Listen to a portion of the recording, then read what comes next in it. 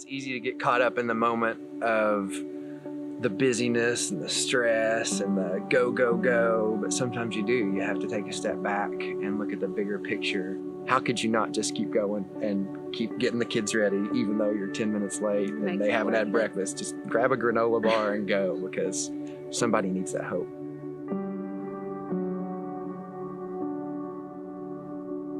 I'm Tyler. This is my wife Brianna, and we are the Elams. We started serving as soon as we were here consistently, and 2 years before the satellite campus, Brianna looked at me when we were driving one day and she said, I really feel like God's going to put a satellite campus here. And then whenever Daniel announced it that night at the meeting over here, I just started bawling. I was I just got up like immediately. I just didn't even think about it. I was like, okay, I'm on the launch team. Like, here we go. And we were worried too, because I'd been, struggling professionally. Like, is this what I'm supposed to be doing? Is this where I'm supposed to be?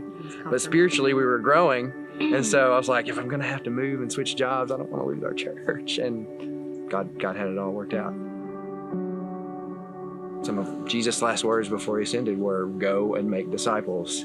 He didn't say, go and watch other people make disciples or go sit on the sidelines. And no, it was very much a go participate in this, go serve. For a long time, we made excuses, like a lot of people do, when we were like, we're too busy, or we got too many kids, or, like you compare yourself and you look around to other people like, well, of course they can serve because their kids are older. And then finally, once we got past like that, like the selfishness in that, and just jumped in and was like, we're going to do it. We might be late every now and then, but we're going to do it. So we were there, we were, writing some letters to some first-time guests, and I guess a lot of people had kind of gone on or left or whatever, and there was a lady. She really just needed somebody to pray with her, because she was going through a lot of things, family things, personal health things. So I just sat and listened, and I know that we were still there, writing first-time guest notes for a reason, so if for nothing else but to give her, just a glimmer of hope in the midst of her trials. And she was just pouring it all out, Yeah. I mean, just really, I was crying and everything, and I was just like, wow, like, she really needed that right then,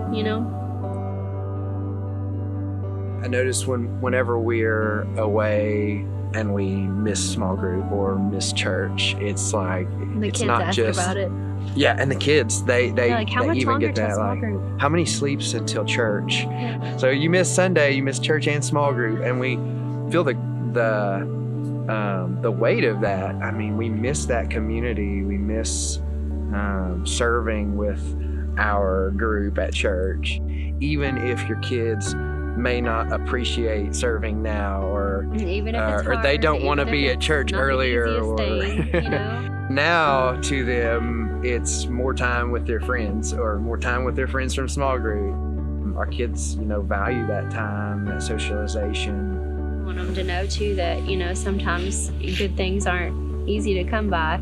Sometimes you do have to sacrifice and do some things that you might not particularly be feeling it that day, but if you can just push past that one barrier of like, I'm too busy and it's not worth it, it's too much of a sacrifice, like there's just so many blessings that God has, like, for you to be able to experience that you will never know if you don't take that step and try.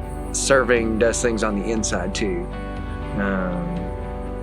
God always has more to teach us and grow us, and serving is a great way to tap into what God's doing, not only in the lives of others, but in your life.